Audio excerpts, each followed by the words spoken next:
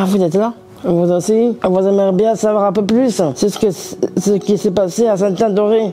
En fait, moi, c'est Delphine. On s'est retrouvés pour fêter les 60 ans de Lars. C'était tellement dingue en ce moment. Moi, c'était avec la communauté de Nancy. On est parti 60 en bus. En vrai, c'était un peu long comme voyage. Ah, on a quand même bien rigolé, ouais.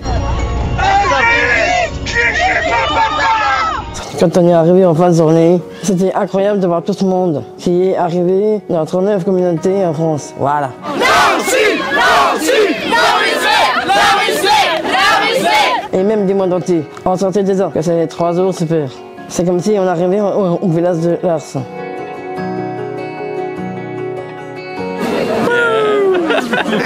Au milieu, il y avait ce phare incroyable. C'est le caillou blanc qui l'a fabriqué exprès. Il fait 6 mètres de haut.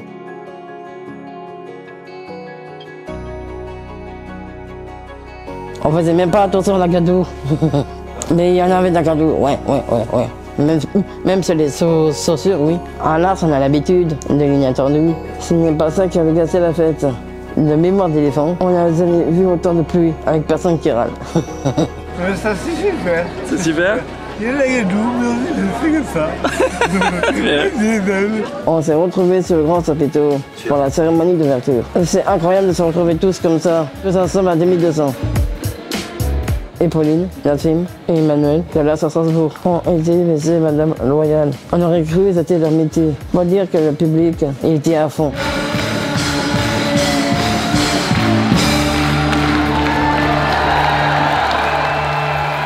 Et on avait accueilli le défi des bannières.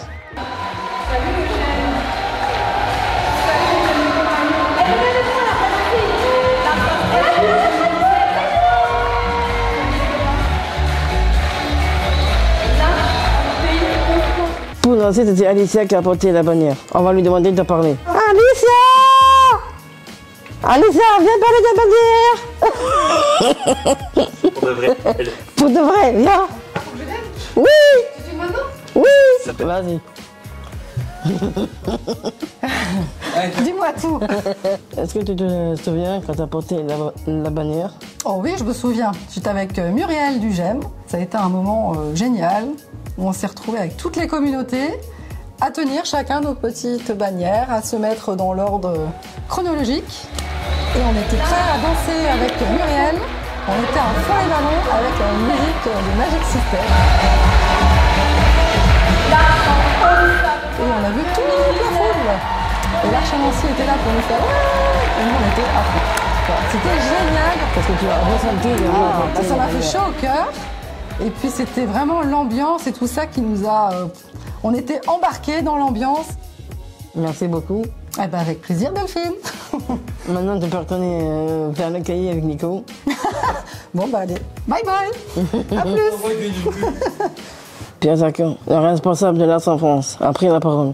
Et le vent dans les voiles qui nous pousse dans cette traversée, c'est la joie de se retrouver. Parfois, dans notre traversée, on prend des gros grains ou, comme disent les marins, les Bretons, il y a baston. Et on prend quelques seaux d'eau sur la figure. Ça nous est arrivé récemment. Mais mes chers amis, aujourd'hui, nous sommes là.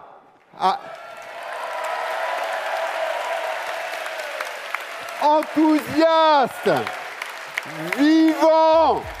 Je peux vous dire que ça s'entendait sur le grand chapiteau, qu'on était bien et bien vivants. Et heureux de se retrouver pour célébrer les 60 ans de Lars. Et la belle porte, ils nous ont fait un super spectacle. Comme c'est la petite dernière des communautés de Lars. C'est eux qu'on a fêté l'anniversaire. Il y a un super groupe de musique qui mettait le feu au chapiteau. Avec bien sûr des membres de Lars, dont Jérémy, qui a écrit la chanson des 60 ans. Et on était trop contents de la chanter ensemble.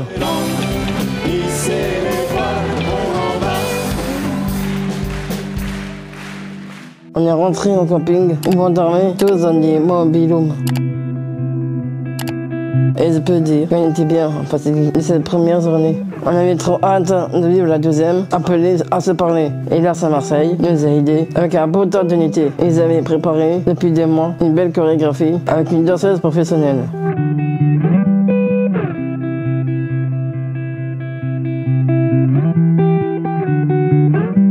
La séquence après, c'était se parler à 2200. Vous n'êtes pas bien? Se parler à 2200? Ça va être de la cacophonie. Sauf qu'à l'art, c'est mettre ensemble, s'écouter, se parler. C'est quelque chose de très important dans la communauté. Alors Pierre s'est dit, faut y aller, faut oser. On va le faire à 2200. On va demander à Marc comment ils se sont pris. Salut Delphine. Se parler à 2200, impossible. On a essayé. Avec Maxence, on a proposé à tous et chacun de faire des expériences. Grâce à ces expériences vécues tous ensemble, on a vu que c'était possible de se parler quand on se connecte à soi et qu'on se connecte à l'autre, qu'on se rend disponible. Un petit groupe de scénettes de l'Arche à Paris nous a aidés à voir que pour faire jouer nos voix ensemble et chacun, c'est important de s'organiser. Que chacun ait une place et un rôle parce que sinon, comme dirait Maxence, c'est bla bla bla. Grâce au micro, certains dans l'assemblée ont pu partager leurs avis sur ce dont on a besoin pour se sentir écouté. Lâcher son téléphone portable, regarder l'autre, se poser, avoir du temps devant soi. On a aussi fait l'expérience que se parler à 2200, ça marche quand on tient compte de la différence de l'autre. Et ce n'est pas parce que tu as raison que j'ai tort. Grâce au dessin d'Anne Chabert, on a pu faire mémoire de tout ce qu'on avait découvert et expérimenté tous ensemble. Et on s'est dit qu'au fond, être en conversation, c'est comme apprendre à danser. Ça se réinvente sans cesse. Après, c'était l'heure de déjeuner. Il y avait plein de food trucks. Et on pouvait choisir. Curry, Oui. korma, On mange la pizza. curry, poulet, Oui, les tarifs peut être un gain. Comme nous étions en Bretagne, des galettes. Bah, les galettes, c'était bon. Toi, tu sais pas quoi? Pareil. Pareil comme moi. Et vous savez quoi? On faisait même sa vaisselle. Tiens, on va appeler Charlotte. C'était la coordinatrice pour l'organisation et au Cueil Blanc. Salut Charlotte, c'était très bien les 60 ans. Dis-moi pourquoi on faisait la vaisselle. Alors tu vois, dès le début, quand on a réfléchi à tout ça, on s'est dit que on voulait un événement qui soit le plus sobre possible, le plus simple possible, le plus écologique possible, en somme, le plus fait maison possible. C'est aussi pour ça qu'on vous a demandé de venir avec votre vaisselle, vos gamelles, vos éco-cups, vos couverts, pour essayer de jeter le moins possible. On avait vraiment envie que ce soit un événement 100% Arche, un moment qui soit fait par les communautés de l'Arche, pour les communautés de l'Arche. Je pense aux ateliers du mercredi après-midi, où là encore ça a été un festival de propositions et de talents de beaucoup de communautés. Et voilà, pour le bonheur de tous, quoi. Et ça, c'était vraiment un moment très chouette aussi. Ce que j'ai adoré, c'est la disco soupe avec Je vous raconte, parce que c'est une idée un peu folle. Là, c'est Annecy, ils connaissent bien Marc Ferrand. C'est un grand chef étoilé. Alors Marc Ferrand, il est venu à Annecy, il a créé une soupe, une recette de soupe pour nous. Et cette soupe, on l'a refait à Sainte-Anne-d'Auray pour préparer le dîner. On a épaissé des kilos de légumes, ouais. Ça a mijoté. Et on s'est tous régalés. Incroyable, lentilles, lardons. Un petit conseil. Vous devriez la refaire comme une communauté. Elle est très bonne. Moi, j'ai fait l'atelier cerf, voilà. C'était très bien. C'était un moment de douceur. Après, chacun a pu choisir la façon dont il voulait vivre en temps de célébration, selon sa spiritualité. Et une belle messe en sanctuaire de Sainte-Anne-d'Auray. Et en même temps, il y avait un temps de prière pour les juifs et les musulmans, des temps de méditation. Ce qui est important, c'est que chacun se sente accueilli, reconnu et respecté. Je me demande combien on demandait que le soleil arrive. Parce que franchement, la météo, c'était toujours pas ça. Heureusement, il y avait la bateau cadence, des vrais magiciens.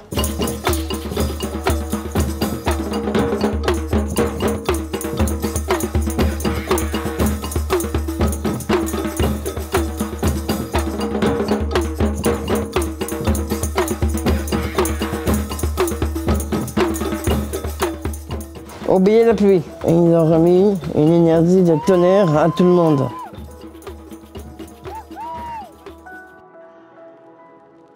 Le soir, toutes les communautés de l'Ouest avaient préparé un spectacle. On fait pas les choses matin à l'Ars. Il y a 100 personnes qui ont joué sur scène. Vous imaginez? Et alors, les décors, les costumes, fantastiques, les personnages, tous plus surprenants les uns que les autres. Les poissons géants, les bateaux pirates, un avec des tentacules. C'était fou. Après tout ça, on se dit qu'on a eu le meilleur. Eh bien non, désolé, c'est le jour où on avait dit à célébrer. Célébrer les 60 ans, une journée marquante, parce qu'on a pris le temps, ensemble, de relire notre histoire. Là, à Marseille, nous a aidés. À nouveau, avec un tas d'unités, ils étaient beaux dans leurs costumes de passagers de Titanic. Ah oui! Et puis la tempête est arrivée, les mettant au sol. Et peu à peu, on s'est dormi tellement, ensemble, ils se sont relevés. Il y avait un beau silence sur le chapiteau. Et là, M. Benoît Bonin et frère Nicolas Tixier ont pris la parole pour nous dire leur honte, leur demande pardon, après tout ce qu'on avait découvert sur Savani et le père Thomas Philippe. Ouais, c'était bien qu'ils soient venus s'exprimer en peuple de l'Ars. C'était le moment tant attendu du spectacle de 60 ans d'Ars. On était prêts à l'écouter, cette histoire de l'Ars, comme nous l'a dit Guillaume. Un exercice complexe de relire notre histoire. Ça a ses limites aussi. Mais on a choisi de relever ce défi. D'abord parce que c'est vital pour nous. Et ensuite, parce que nous aimons l'Arche. Ouais. Mais c'est tellement beau aussi parce que nous sommes 2200 personnes.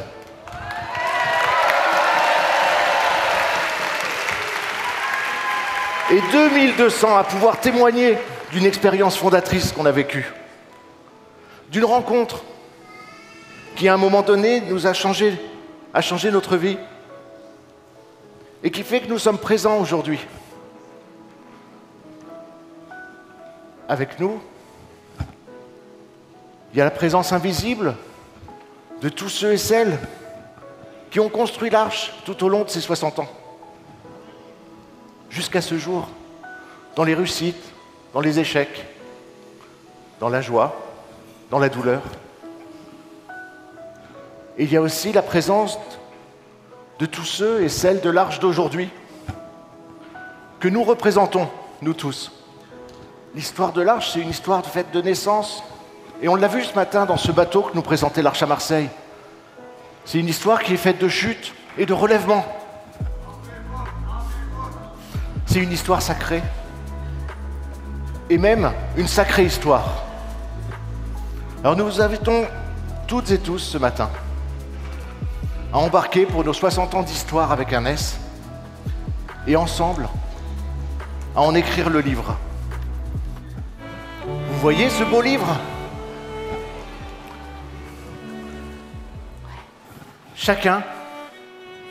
Chacune de nous en est une page. Et on était tellement heureux de pouvoir montrer qu'on était chacun une page de l'histoire de l'Ars.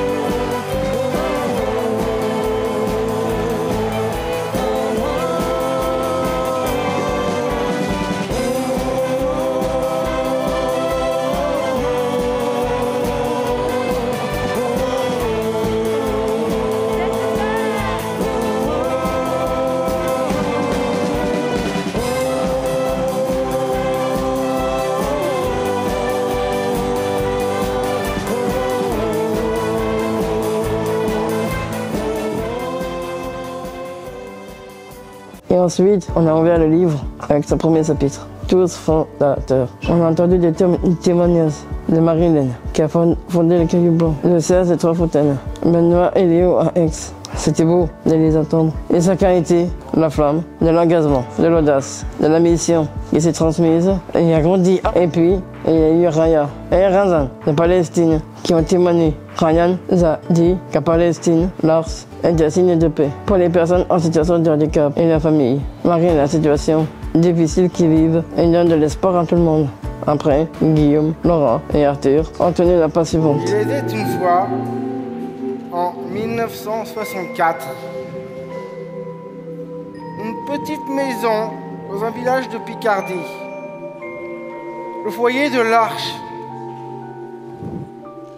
Là vivaient ensemble une communauté de personnes ayant un handicap et d'assistants qui partageaient une vie fraternelle et joyeuse. Le récit initial de la Fondation masquait des réalités sombres. Après le choc que nous avons vécu, nous sommes entrés dans une nouvelle étape. Cette histoire continue aujourd'hui à résonner.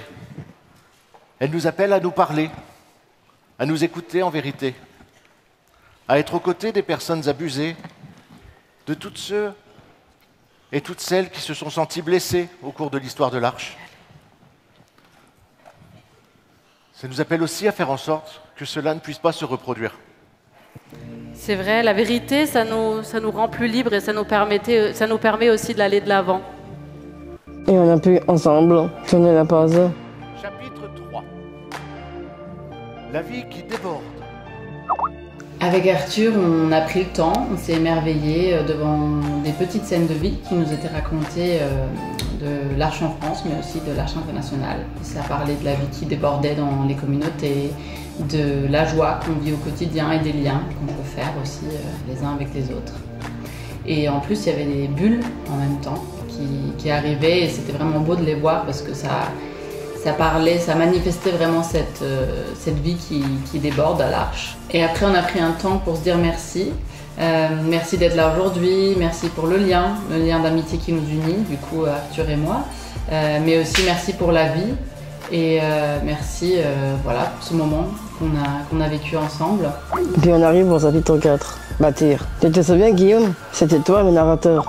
Ah oui, je me souviens, c'était important de se rappeler que ce sont toutes ces expériences de vie et ces rencontres qui ont permis à l'Arche de grandir en humanité. On était ensemble et on cherchait ce qui nous unissait et comment vivre dans différents pays. Ah oui, on a déroulé la parole avec tous les pays où l'Arche se présente. On s'est refait. Il y a aussi des actions et des événements que l'Arche a choisi de mettre en œuvre pour se structurer, s'organiser, essayer de répondre aux besoins et aux défis du temps. Ça s'est pas fait tout seul. Là, le chapiteau s'est transformé en un véritable chantier. Avec tous les acteurs qui y contribuent, les conseils d'administration, les autorités, les donateurs, les volontaires, les familles, ils étaient tous là. C'est drôle d'essayer de deviner qui le représentait. Et sur les briques, on lisait les rencontres internationales, identité mission, la charte, la fédération. Et c'est devenu une belle construction, avant d'ouvrir la dernière page de notre histoire. 1001 visages de l'Arche. Encore un moment magique. Avant de venir, il nous avait demandé de venir avec la photographie. On écrit le nom de la personne qui nous avait marqué dans notre histoire à l'Arche. On a tous vu notre photo. C'est ça l'Arche, une histoire de personne, d'amitié. On était tellement heureux, fiers, émus, qu'on aurait presque payé l'incontournable d'un anniversaire. Ah oui, vous voyez de quoi ça parle? Un gâteau, bien sûr.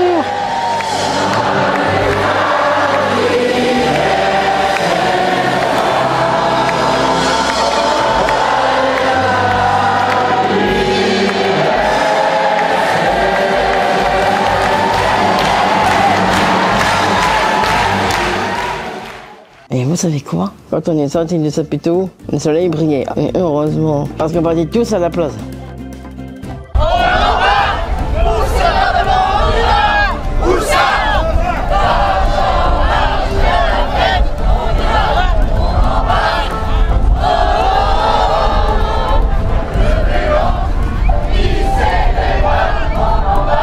Danser avec le bagage de canon.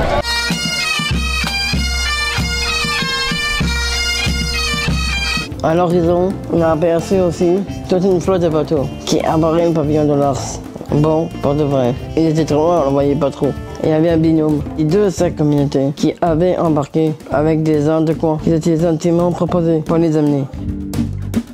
Et à la face de la plage, on s'est retrouvés autour d'un logo de l'Arche que la communauté organisée avait fait dans le sable. Et on a enchaîné les honneurs. On ne pouvait plus nous arrêter. C'était vraiment cool.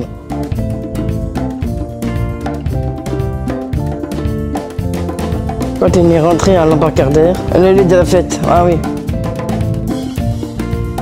On a remercié tous ceux qui ont contribué à cette fête extraordinaire. Et ils sont nombreux. Et après ce repas de fête, quel est le meilleur moyen de finir cette journée?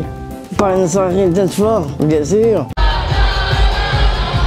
Et croyez-moi, la scène, notamment avec tous nos petits préférés. On écoute même mes amis. Oui.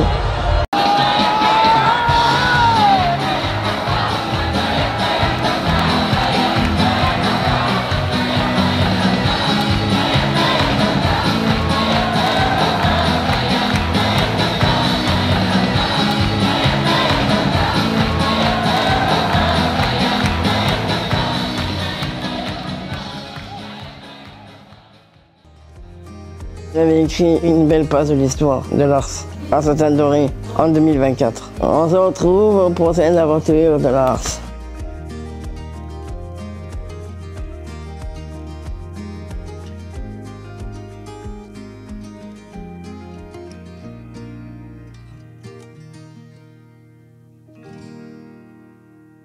Merci beaucoup. Très bien, merci. Alors, c'était comment de faire cette vidéo? Très bien, mais hyper long. Ah, ça, oui.